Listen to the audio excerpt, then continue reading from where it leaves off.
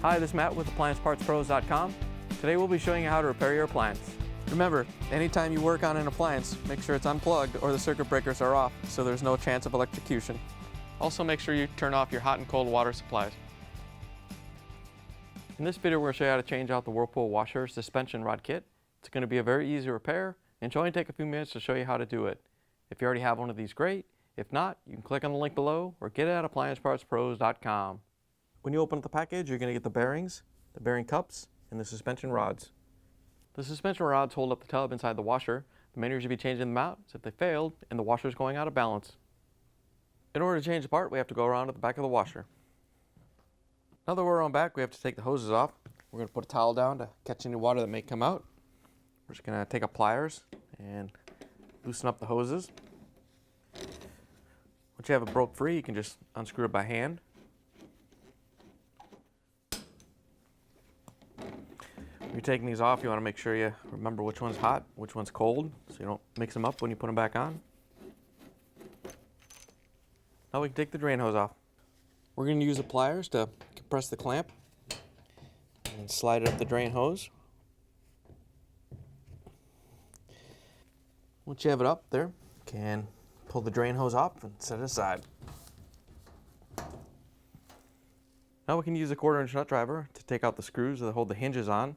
We're only going to remove the upper ones.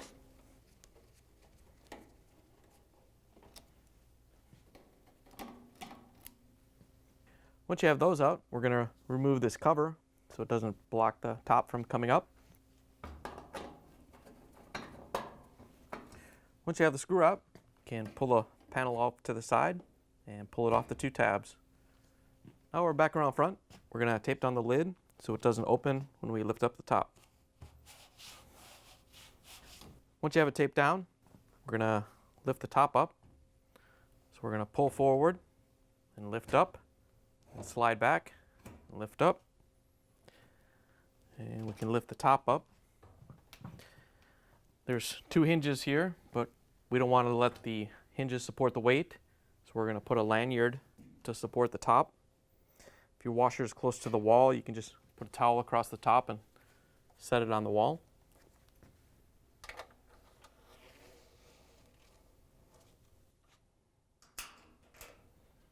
Now we can reach in and take the suspension rods off. If yours has the little helper spring on it, you're going to have to take that off. But first we're going to lift up on the rod, take the bearing and the socket off. Once you have the rod up, just push down on the bearing, turn it and line it up, lift it off. Then you can lower the rod down and unhook the spring from it. The spring is attached to the cover right here, so it'll just hang there.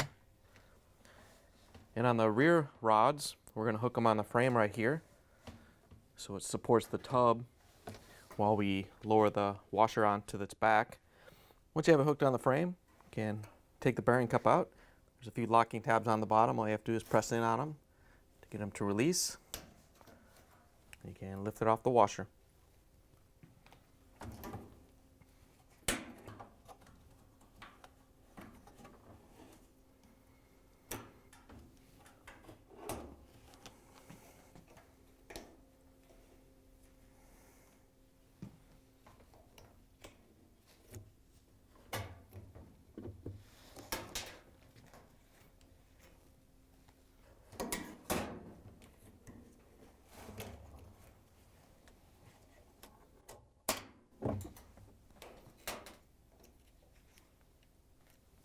Now that we have the rods released, we have to lower the top back down. We're going to take the lanyard off, and then we can lower the top down and lock it in. As you're lowering the top down, you want to make sure that these tabs right here go into the slots right here. Once you have it lined up, you can set it down and then pull it forward so it drops down a little bit, and then push it back to lock it in. Now that we have the top down, we're going to come around back, use the 1/4-inch nut driver, and put in one of the screws to hold the top in place while we lay it on its back. Once you have the top secure, we're going to put a towel down to protect the floor, and we lay the washer on its back. Once you have the towel down, you can just grab the washer and lay it on its back.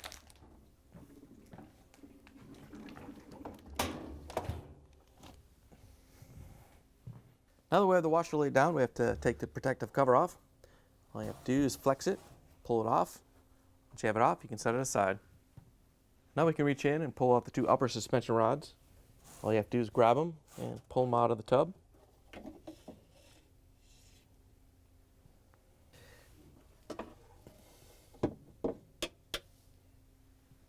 To get the lower ones off, you're going to have to reach in and push on the bottom of the suspension spring and compress it a little bit so you can unhook it from the frame on the top.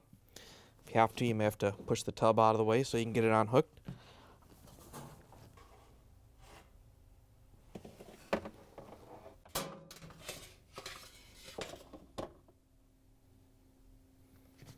This side comes off the same way.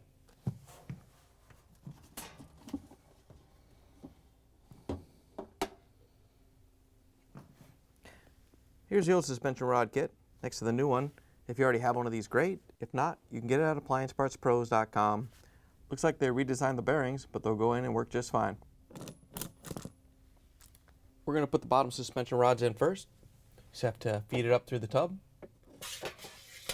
And then same as when you took it out, you have to compress it and hook it over the frame on the top. Once you have this one on, you can do the one on the other side.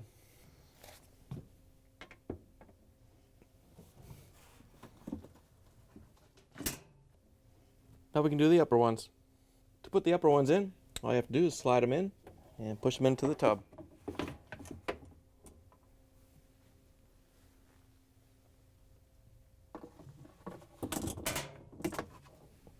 Now we can put the cover on.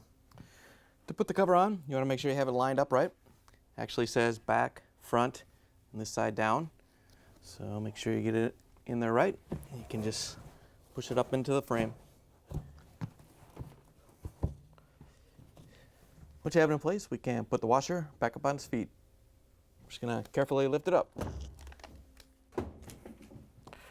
Once you have it on its feet, you can pull the towel out.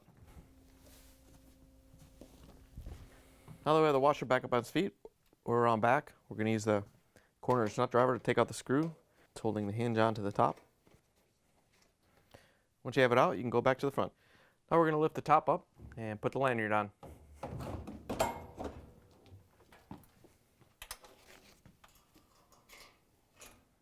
Now we can put the bearings in. First we're going to snap in the lower cup. All you have to do is push down on it, snap it in. We can lift up on the support rod. Remember, on the ones that have the spring, the little helper springs, you have to put that over the suspension rod. Once you have it on, you can lift the suspension rod up. Once you have the rod lifted up, we can put the bearing on. All you have to do is snap it on, then turn it so it locks onto the rod. You can lower it down. Once you have this one on, we can do the other three.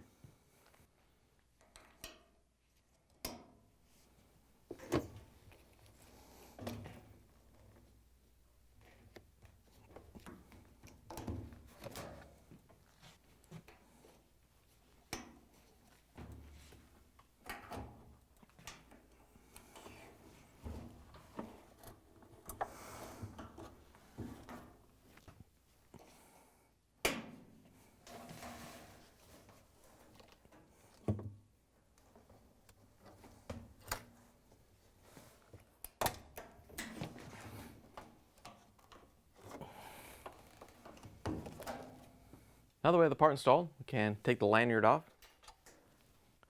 Once you have it off, we can lower the top down.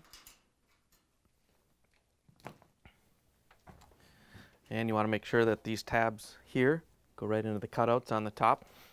Then we can lower it down. Once you have it in place, we're going to pull forward so it drops down, and then push back so it locks in. Once you have the top locked down, we can take the tape off. Then we can go around back. Now that we're around back, we can put the small cover on. All you have to do is line it up and swing it over. Then we can use the quarter-inch nut driver to put in the screw. Once you have it in, we can use the driver to put in the two screws that hold the hinges on.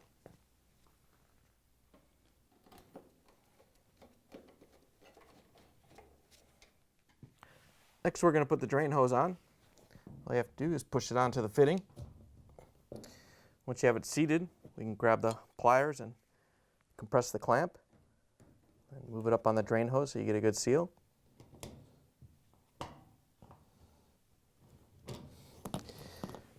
Once you have it in place, we can put the fill hoses on.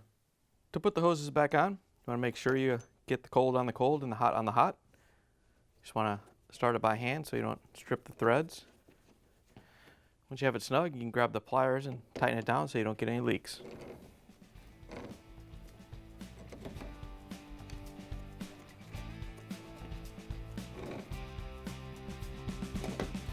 Once you have the hoses on, you can plug it back in, turn the water back on, and take it for a spin. Thanks for joining us for another successful repair brought to you by AppliancePartsPros.com. Check out our other repair videos on our site, Facebook, and YouTube.